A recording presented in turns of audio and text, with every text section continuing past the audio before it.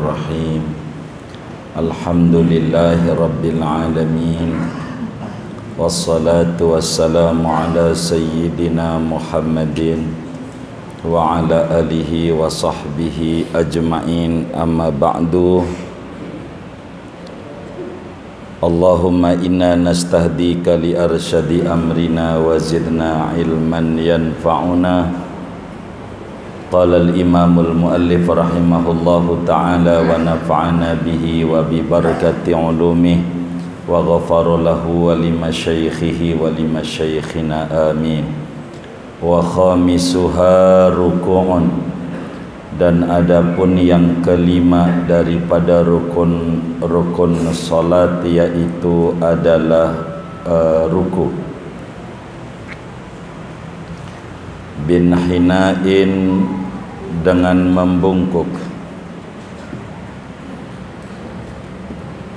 Bihaisu tanalu rahatahu, dengan sekira-kira mencapai, mengenai oleh dua telapak tangannya dia orang yang solat. Wahuma ma'adal asabi'a minal kafaini, dan keduanya dua telapak tangan itu yaitu barang yang selain jari-jari tangan, minal kafaini, daripada telapak tangan, dua telapak tangan. Fala yakfi wusulul asabi'i, maka tidak memadai oleh sampainya jari-jari tangan saja. Rukbataihi, dengan sekira-kira sampai dua telapak tangannya akan dua lututnya seseorang. Lau arada wad'ahuma alaihima, andai menghendaki ia akan meletakkan dua telapak tangan di atas dua lututnya. Inda'tidalil khilqati, di sisi normalnya penciptaan, sedang. Hadza aqallur ruku'i, adapun ini bihaisu tanalu rahatahu, yaitu sekurang-kurangnya ruku, sekurang-kurangnya ruku. Wallahu a'lam bishawab. Segini, saudara-saudara sekalian yang mulia, alhamdulillah wa syukrulillah, kita telah membahas rukun solat yang pertama tentang niat, sudah selesai. Dan kita juga telah membahas rukun solat yang kedua, takbiratul ihram, juga telah selesai. Yang ketiga, rukun solatnya berdiri, juga sudah selesai. Keempat, rukun solat membaca Fatihah, sudah selesai dengan sunnah-sunnahnya. Mulai malam hari ini kita memasuki membahas rukun solat yang kelima, yaitu ruku.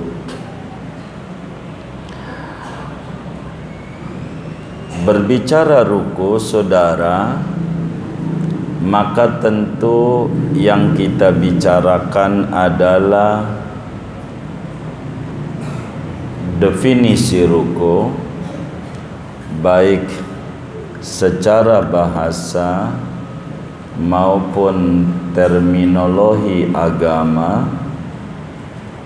Berbicara ruku berarti kita berbicara tentang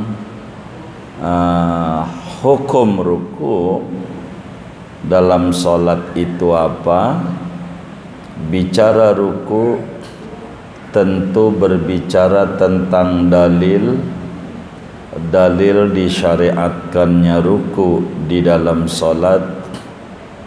Berbicara ruku berarti berbicara minimalnya ruku. Berbicara ruku berarti berbicara tentang syarat-syarat ruku. Berbicara ruku tentu berbicara sempurna ruku, yakni sunat-sunat dalam ruku. Bicara ruku adalah bicara tentang makruh-makruh di dalam ruku. Inilah kurang lebih gambaran-gambaran kita tentang pembahasan ruku ke depan. Saudara, ruku secara bahasa artinya membungkuk, mutlaqul inhina, yang penting membungkuk. Maukah dia tangannya sampai di telapak tangannya sampai di dua lututnya, atau tidak, mau palanya dongak ke atas atau bagaimana, yang penting membungkuk. Dalam bahasa artinya ruku.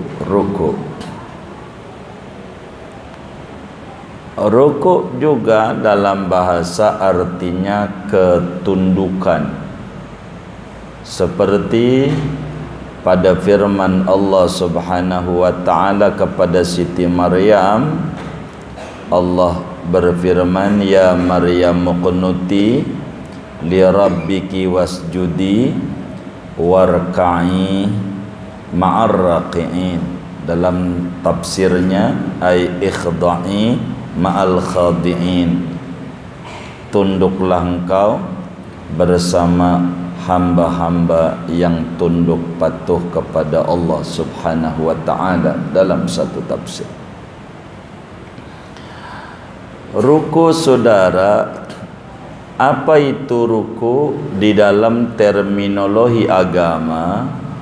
Ruku itu adalah inhinaul musalli bila inkhinasin bihaisu tanalu rohatahu rukbataihi in arada wad'ahuma alaihima. Jadi yang namanya ruku di dalam terminologi agama adalah membungkuknya orang yang sholat, yang normal kejadiannya, artinya tidak pendek begitu tangannya, tidaklah panjang banget meteran tangannya. Ini yang sedang, orang yang sholatnya itu membungkuk dengan tanpa mendongak, dalam artian bila mana tangannya, telapak tangannya ditempelin di lutut nyampe, meski tidak ditempelin. Jadi ruku dalam terminologi agama membungkuknya orang yang sholat, yang normal badannya normal tuh, tidak pendek banget, tidak jangkung banget begitu, atau tidak buntung tangannya begitu, tanpa mendongak. Membungkuknya dalam artian andai telapak tangannya ditaruh di lutut nyampe, kena, meski tidak ditaruh. Ini disebut dengan ruku dalam terminologi agama, saudara. Nah, berbicara ruku, perlu diketahui bahwa ruku ini termasuk khususiat, keistimewaan di antara keistimewaan ajaran yang dibawa oleh Nabi Yuna Muhammad sallallahu alaihi wa alihi wa sahbihi wasallam. Demikian dijelaskan juga oleh Imamul Bajuri di dalam Hasyiatul Bajuri, Imamul Ramli di dalam Nihayatul Muhtajnya, bahwa ruku itu adalah khususiat keistimewaan ajaran yang dibawa oleh Nabi besar Muhammad sallallahu alaihi wa alihi wasallam. Umat terdahulu tidak ada ruku, yang ada sujud saja.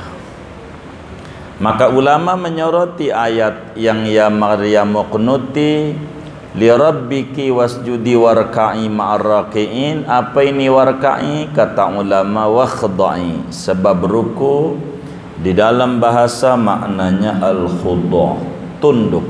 Bukan ruku seperti apa yang biasa kita lakukan, yang diajarkan oleh para alim ulama dari gurunya sampailah Nabi Yuna Muhammad sallallahu alaihi wa alihi wa sahbihi wasallam.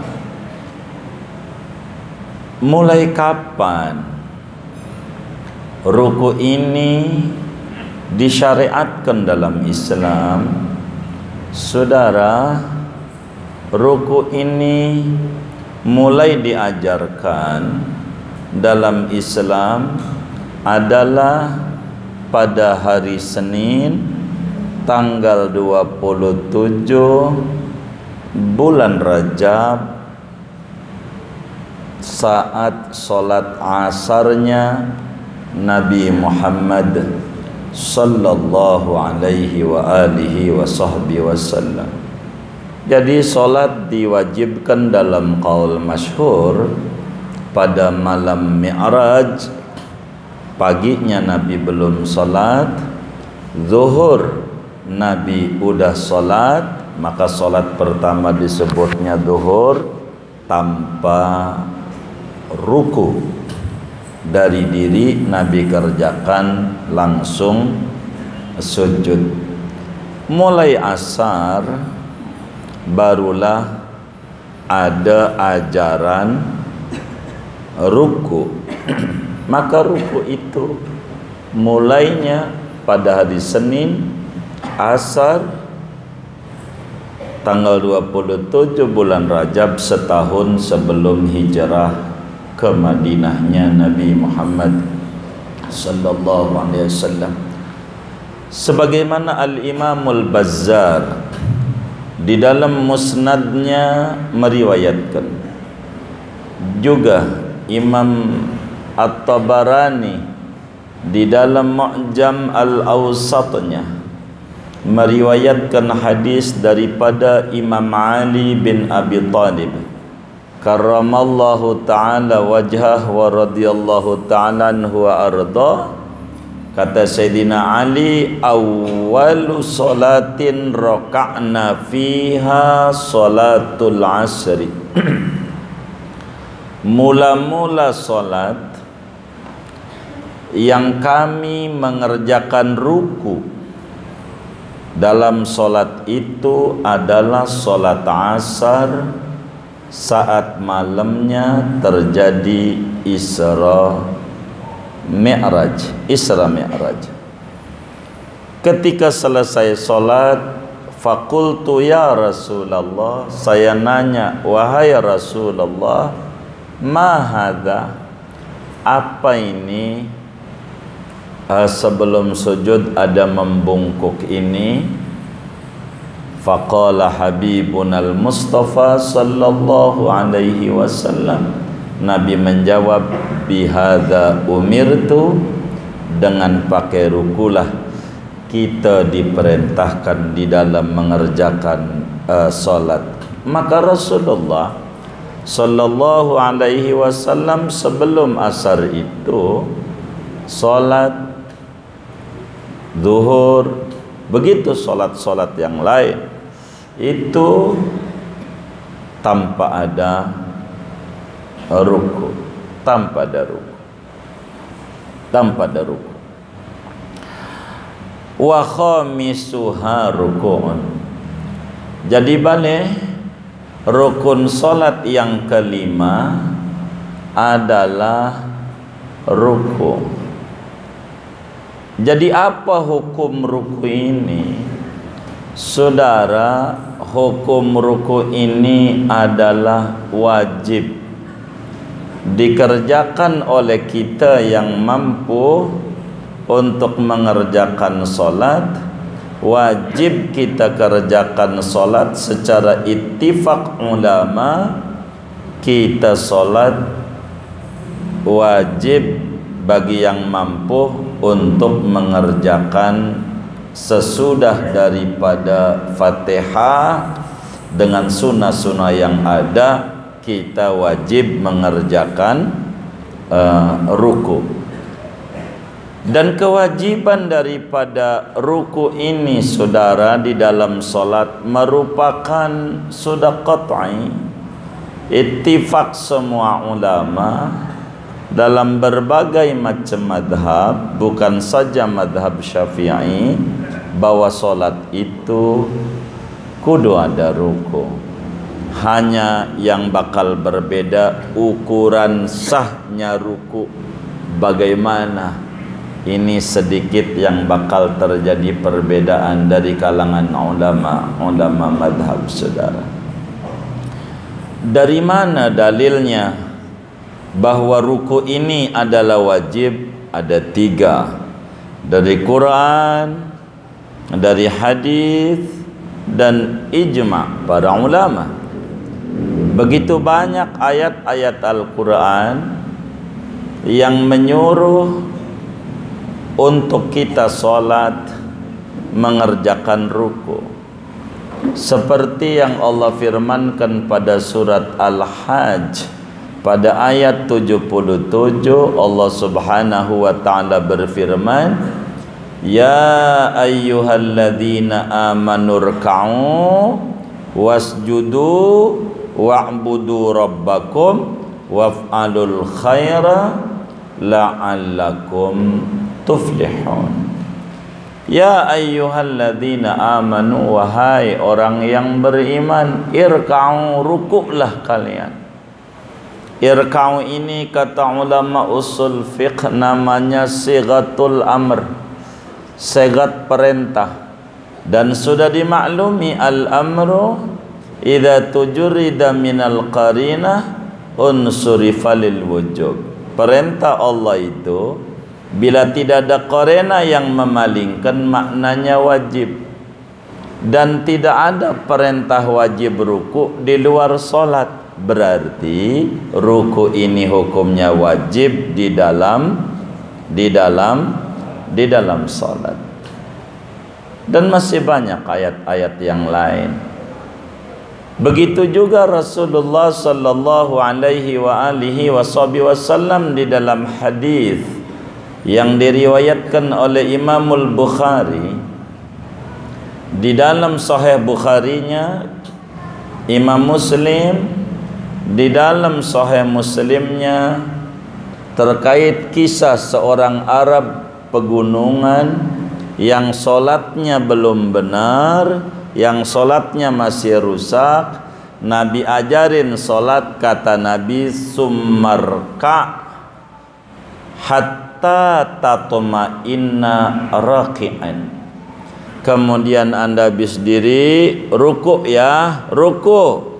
Begitu, tuh perintah dari Nabi, ruku sampai anda dapetin tumakninah dalam rukuknya. Begitu, jangan buru-buru rukunya, kudu dapetin tumakninah baru anda bakal angkat.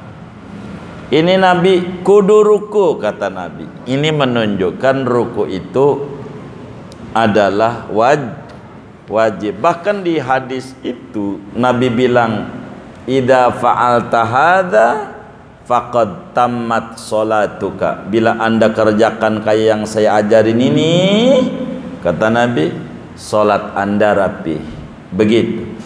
Artinya ruku merupakan wajib, atau bahasa fikihnya rukun salat. Di samping itu, seluruh ulama ijma' seia sekata bahwa ruku itu merupakan kewajiban yang harus dikerjakan di dalam salat bagi orang yang mampu tentunya. Begitu. Wa khamisuha ruku'un. Yang kelimanya rukun solat adalah ruku. Ruku ini saudara ada dua aturan.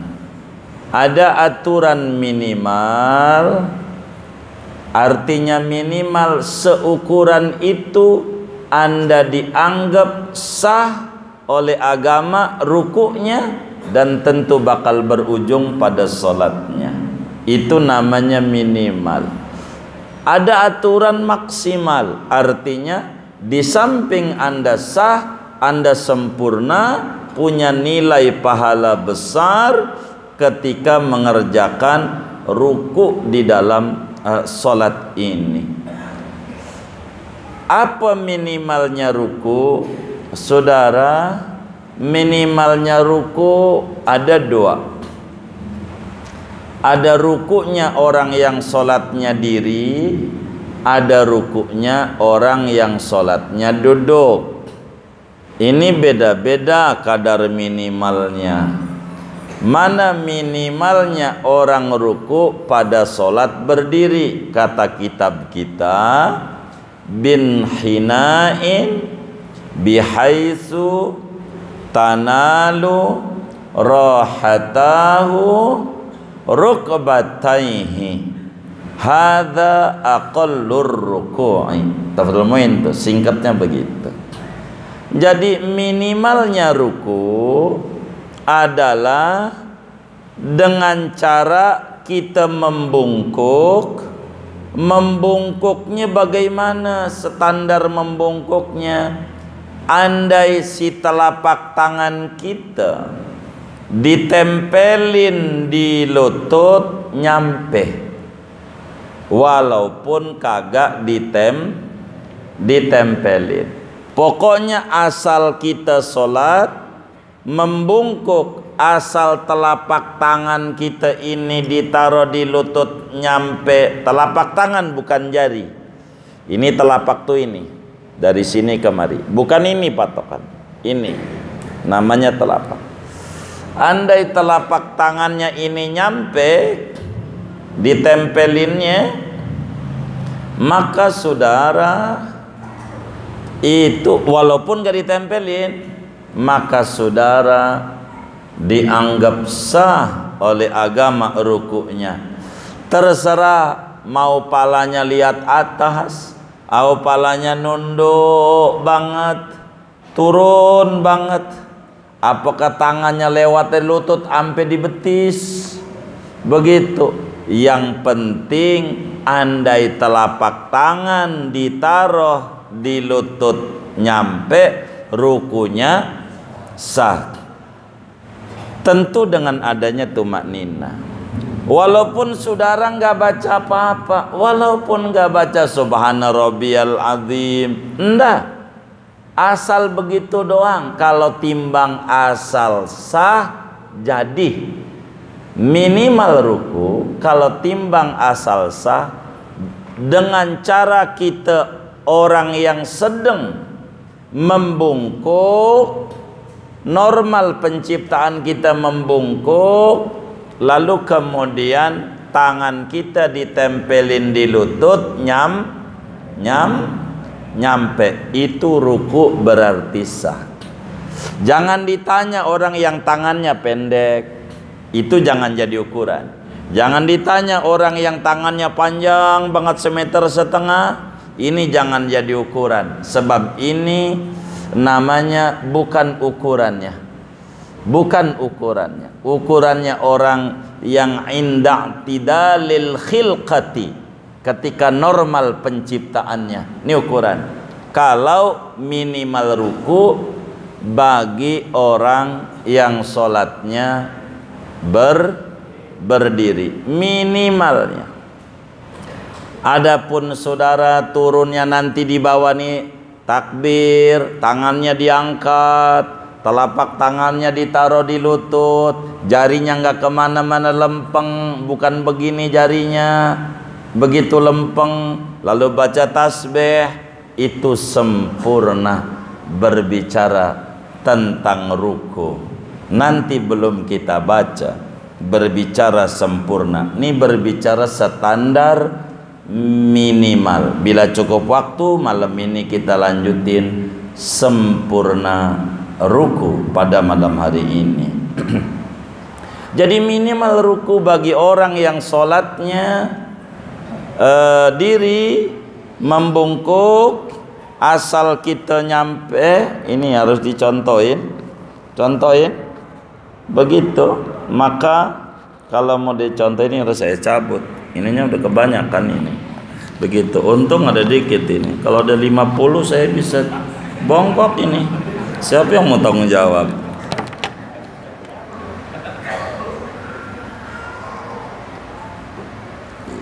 Enggak muter. Enggak biar. Jadi saudara, jadi begini tuh kok nyampe tuh. Ini telapak tangannya tuh nyampe nam. Jadi saudara begini aja jadi nih. Jadi kalau ditempelin nyampe tuh jadi. Adapun saudara kudu lurus, jarinya jangan begini. Nanti perempuan bagaimana? Nanti aturan sempurna. Aturan sempurna. Ini aturan minimal supaya ruku kita benar adanya. Supaya ruku kita benar adanya. Benar adanya.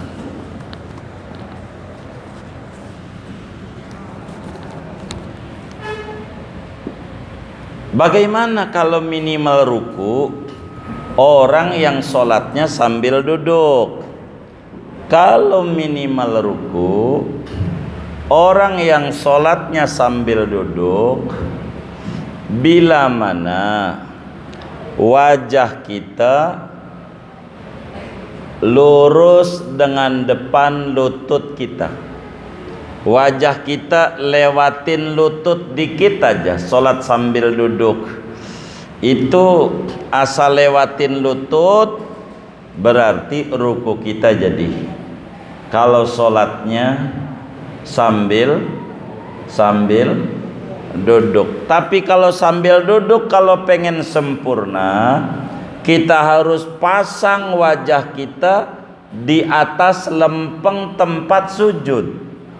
Jadi harus lempeng dengan wajah kita di mana mau ditempelkan saat sujud. Itu namanya rukuknya orang yang sholat duduk. Contoh begini. Jadi saudara, kalau kita ruku tuh begitu aja jadi. Namanya rukuknya orang yang duduk.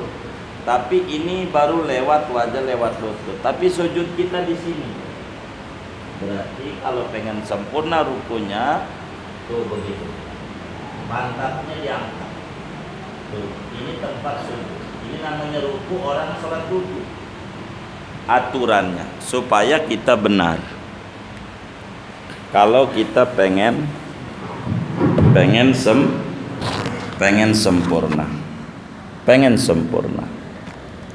di dalam kita ruku kita. Lalu apa syarat-syarat ruku supaya ruku kita terhitung sah dalam pandangan agama? Saudara, syarat-syarat sah ruku ada 5. Ini nanti akan dibedah yang nomor 5 di ujung materi tentang ruku oleh yai kita. Yang pertama, supaya ruku kita sah adalah an yasihha ma qabla ruku'i minal arkan. Rukun-rukun sebelum ruku pastikan beres dan sah. Rukun-rukun sebelum ruku, biar gampang sebelum ruku nih baca Fatihah. Pas kita mau ruku kufuwan ahad, atau pas ruku, pas lagi ruku baca subhana rabbil azim, tadi itu baca Fatihah tuh ya. Kata kita, kayaknya saya belum baca Fatihah dah. Tadi tuh belum, saya ruku.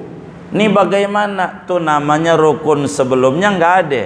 Orang kalau begini dari ruku diri lagi wajib, baca Fatihah lagi, sunat baca surat, baru ruku.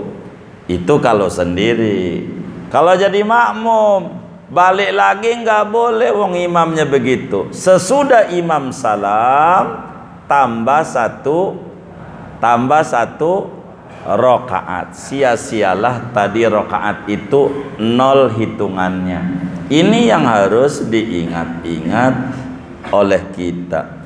Yang kedua, kudu ada tumak nina. Kalaulah kita ruku culcel namanya, tidak pakai tumak nina, maka pastikan rukuknya tidak sah. Sebablah Rasulullah dalam hadis Bukhari Muslim, sumarka hatta tatma'inna raki'an. Anda ruku sampai tumakninah, benar-benar dalam rukuknya. Jadi kudu ada tumakninah. Bahkan di dalam hadis riwayat Imamun Nasai, juga Imam Bukhari riwayatkan dari Sayyidina Hudzaifah, ada orang yang sholat kufuwan ahad, Allah Akbar, sami Allah, nggak pakai berhenti, nggak pakai tumakninah. Kata beliau, wallahi ma shallaita, ente belum sholat, sholatnya nggak benar. Ditanya, anda berapa tahun sholat model begini? Ya Rabbana, dia bilang saya udah 40 tahun. Jadi udah 40 tahun yang lalu sholatnya kayak model begitu. Inna lillahi wa inna ilaihi raji'un. Kata Sayyidina Hudzaifah, fa in mutta faqad mutta ala ghairi fitratil lati fatarallahu rasulahu alaiha. Andai kau mati solatnya kayak begini, Anda bukan pada agama Nabi Muhammad yang dibawa oleh beliau. Kalau solatnya model kayak begini, maka sejak saat itu dia sholat ada tumak nina. Jadi sholat jangan asal-asalan. Ada aturan yang diatur oleh agama. Kalaulah kita asal-asalan, bahaya. 40 tahun tuh orang sholat asal-asalan. Jadi kita harus ngaji benar-benar. Kemana aja yang penting ngaji. Guru nggak mesti Fahrudin lah. Yang penting mau ngaji, jangan nggak ngaji. Karena ini penting, wong Nabi bilang sallu kama raaitumuni usolli, Nabi ajarin. Karena sholat ini pertanggungjawabannya besar. Yang ketiga, saudara, apa syarat daripada ruku ini? Di samping kudu sah sebelumnya, di samping kudu ada tumakninah, yang ketiga tumakninahnya kudu yakin benar-benar dikerjakan. Sehingga andai orang sholat ragu, saya tadi udah tumakninah apa belum ya, maka tidak sah rukuknya. Ruku lagi kalau ragu tumakninahnya belum dikerjakan. Ini ngomongin tumakninah, yai kita nanti dibuat hitungan tersendiri terkait tumakninah yang ada di 4 tempat. Meski kitab semacam Safinatun Najah dibuat rukun tersendiri, kitab Fathul Qarib dibuat rukun tersendiri, Imamun Nawawi dalam kitab Taqiqnya dibuat rukun tersendiri. Meski juga ada ulama semacam Riyadul Badi'ah tidak dihitung tumakninah, tapi sebagai aturan daripada rukun-rukun yang ada, yang 4 itu adalah hayatun tabi'atun lil arkan. Kitab apa lagi, Muqaddimah Hadramiyah juga begitu, 13 dia menghitung rukun salat. Begitu juga Imamun Nawawi dalam Minhajut Talibinnya 13. Tapi keseluruhannya itu perhitungannya seluruhnya sepakat salat tanpa ruku tanpa tumakninah, rukunya tidak sah. Yang keempat, saudara, Yang keempat, agar supaya kita sah, syarat daripada ruku itu kita kudu membungkuk dengan aturan tadi. Ukuran tangan kita, telapak tangannya ditaruh di dua lutut nyampe meski kita nggak kerjakan begitu, meski kita nggak tempelin. Itu yang tadi. Yang kelima, nanti di depan akan dibahas oleh yai kita, kudu benar-benar turunnya niatannya untuk ruku. Bila kemudian kita tadinya baca surat sajadah, lalu kemudian kita turun mau sujud, pas lempengan ruku, ruku aja dah, ini namanya bukan turunnya untuk ruku, enggak jadi. Ini wajib diri lagi, paparan panjangnya nanti di ujung sesudah kita menjelaskan tentang sempurnanya ruku.